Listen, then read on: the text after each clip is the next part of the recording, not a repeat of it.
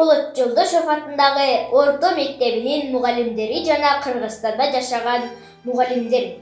Сиздерди 5-октябрь мугалим күнүңүздөр менен чын жүрөктөн куттуктаймын. Биз сиздерге каалоорубуз каржыбас кайрат, бакубат жашоо, сергек жашоо жана түгөнбөгөн бактылуулук каалайбыз. Биз сиздердин билимиңиздер менен ата журтка кызмат.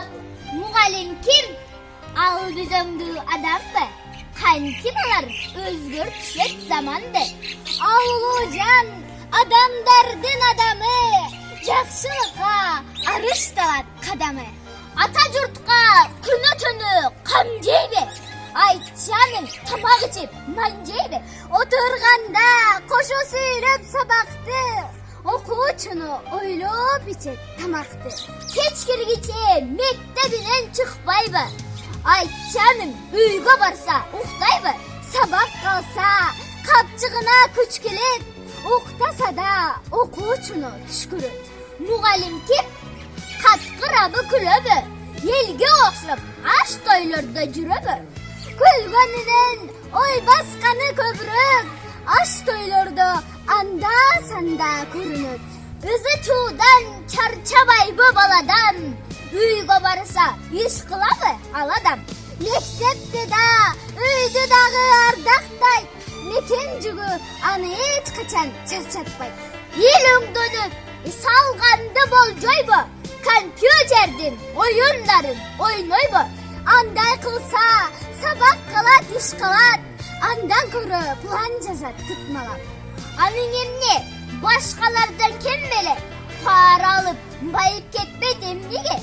Коррупцияны, жемкорлукту жек көрөт, таза иштеп, таза жашоо өткөрөт. Капчыгында айтчы канча теңге бар? Чөнтөгү көп, сумкасында эмне бар? Андай болбойт, акча сүймөй адаттар, сумкесинде боор калем сап барак бар. Мугалим ким? Кандай жерди жайлаган? Барбы анын машинеси айдаган? Шашкалактап, жүрөт дайым жүгүрүп, маршруткада келет күндө тыгылып. Көңүлү анын качан толуп жай болот?